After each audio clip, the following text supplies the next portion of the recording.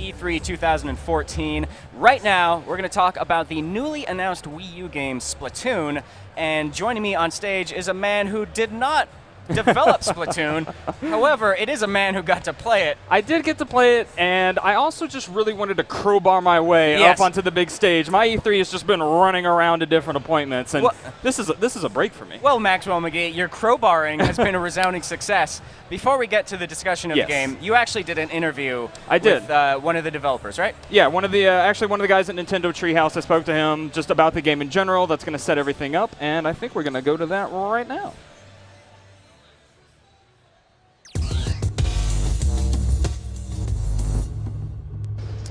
Thanks, guys. Maxwell McGee here on the E3 2014 show floor, where I am checking out Splatoon alongside Corey from Nintendo Treehouse. Corey, thank you so much for chatting with me. Thank you for coming by. It's awesome. So, Corey, after playing this game, I have to say it is the very definition of spray and pray.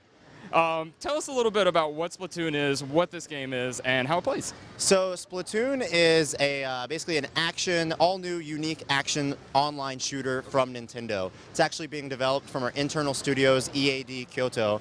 Really excited about it. The basic objective in the game is it is a 4-on-4 kind of territory control game where you're basically shooting ink around the map, and you're basically at the end of the game you want to have the most ink covering the ground as possible. Yeah, something I thought was really interesting is that while this is a third-person shooter of sorts, actually shooting the other players and racking up kills really isn't the main objective. Right, exactly. So you are armed with this this kind of gun filled with ink. You got this ink take on your back. And you can actually turn into a squid as well, which is really... Because why not? Like you do. So once you kind of lay down that ink, turning into a squid lets you refill your ink tank quicker. You will eventually run out of that ink, so you can reload quicker. You can actually move through the map quicker as well. Inking walls will allow you to kind of go up them, maybe for access some hidden area. Yeah, that's something I thought was really cool, because inking walls, like you mentioned, you want to control area, but inking the wall isn't going to really add to your overall score, but it is going to give you this new tactical advantage, because you can reach like higher places and do sneak attacks and things like that. Yeah, one of my favorite things to do, oh my gosh, it's so satisfying to just like turn into a squid, watch someone come by, and then just pop up out and send them back to their respawn point. I know, it's almost like some Titanfall parkour stuff. You're like hanging up on a wall, just watching, waiting for dudes to come by.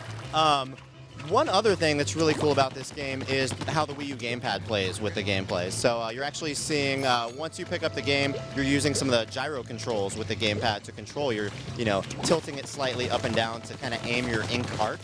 And then you can move around, of course, with the left control stick. Kind of aim a little bit more with the right control stick as well. So then we've seen a lot of the standard ink spraying gun. I know there are also super weapons you can unlock as well, but is that the main weapon for this game, or is there like a shotgun ink gun or anything like that? So here on the E3 show floor, we've got this almost like this bazooka cyclone super weapon. It shoots ink tornadoes, basically. Exactly. And the great thing about that is it can attack people high and low. It can basically lay out tons of ink all over the map. But in the trailer that we released as part of the digital event, we showed off this roller that you can actually just like walk around and roll it.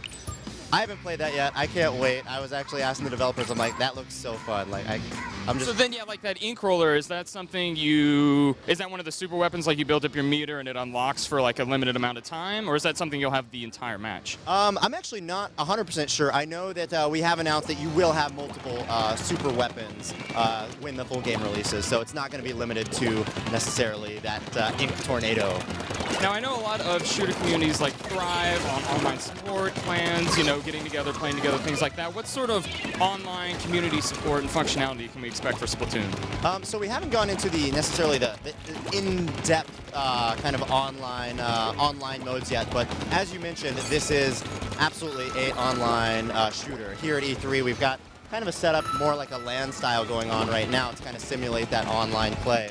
But you're gonna have exactly what you expect from a online shooter.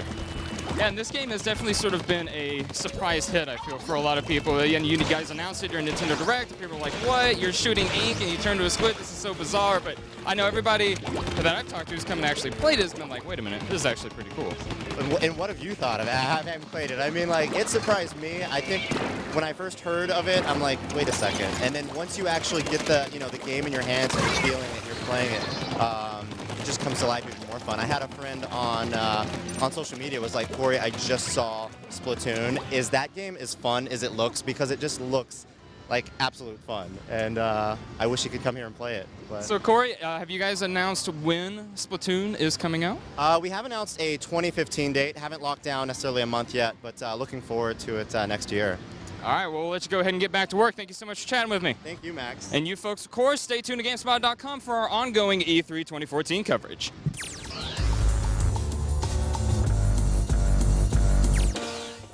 And now we are back here up on the stage with Maxwell McGee, noted Splatoon expert. That's right, resident senior Splatoon editor, as it were. I also got to fulfill a wish of mine, which was to throw to a video of myself. Because I knew this was going to come out of the show, so I start out the interview like, oh, thanks for tossing it to me or whatever. So. Yeah, and you stole my thunder in the process. That's my job. I'm the guy who throws to stuff. So, Splatoon, what did you think about it? I had a lot of fun with it.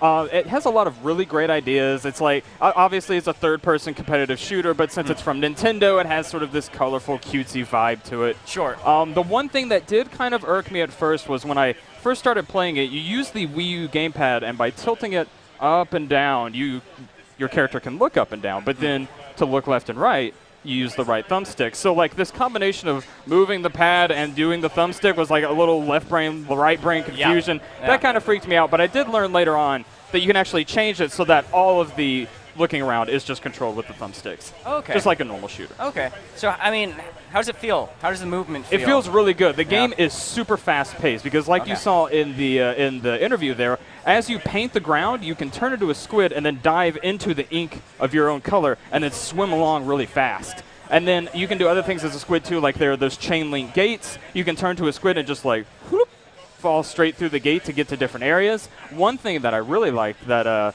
was kind of a Titanfall move, really, is you want to control as much area of the map in your own color as you can. Okay. But that only applies to the ground. So you go around and you're painting the ground and you're painting the ground. You can also paint the walls, but it's not going to add to your side's total score. However, you can do fun things like paint a line up the wall and then turn into a squid, dive into the wall, swim up to the top, and just sort of hang out, just sort of hide up there, all parkour style, and wait for somebody to come running along and then jump out of the wall and ambush them, and it's awesome. So we've got some Twitter questions here, and I'm going to I'll do the best that I can. I'm going to disqualify Bob Jones because his question is, how long will a typical match be? How many different colors are there? Release date? How many different games, modes, and / maps? Bob Jones, you're not allowed to ask literally every man, that was a triple-decker question. So we're going to skip to Patrick McCool, who's asking, is it just multiplayer or is there any sort of single-player component?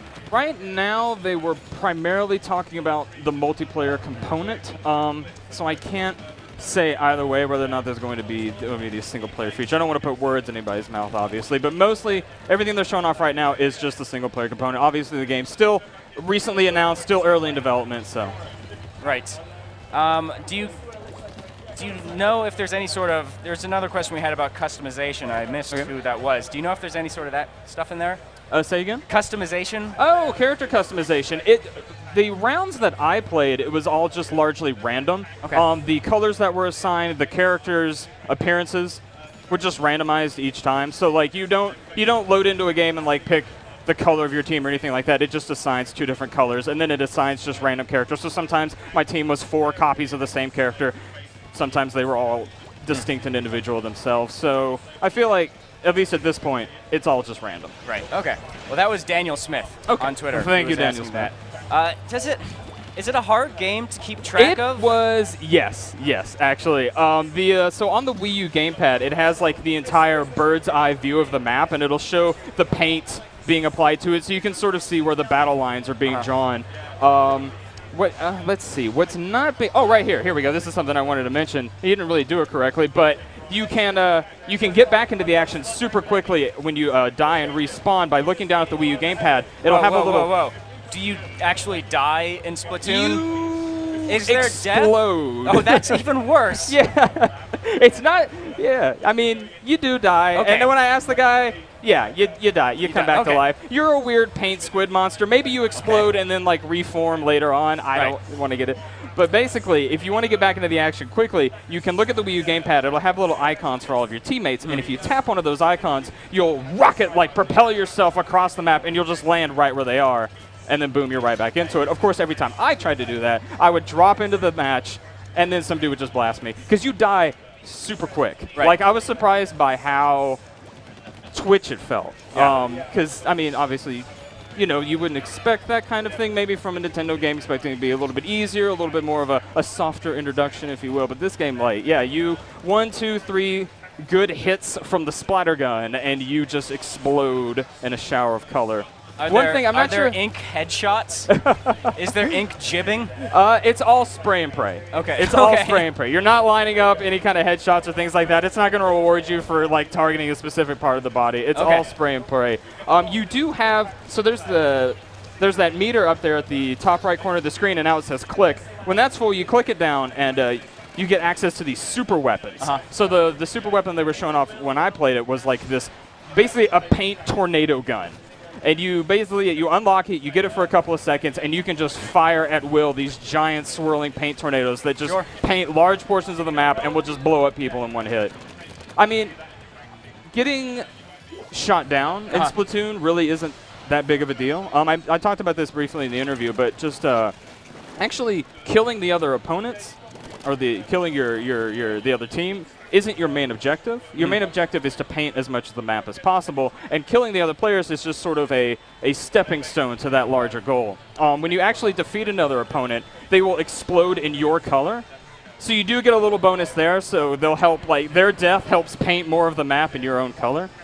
So, I mean, you get that kind of bonus, but otherwise, like, getting to a certain kill threshold or something like that isn't what you're after. All right, cool. Well, anything else that you want to drop in? Anything that we haven't quite covered yet? No, I had a surprising amount of fun with Splatoon. I'm definitely looking forward to getting my hands on some more of it. All right, thank you very much. Maxwell McGee, not the developer of Splatoon. Not the developer. All right, so we're going to jump to a quick break, but after this, guys, we have an incredibly special guest, somebody that you do not want to miss. It's an actual developer, too. It is an actual developer, a very famous developer, so stay tuned.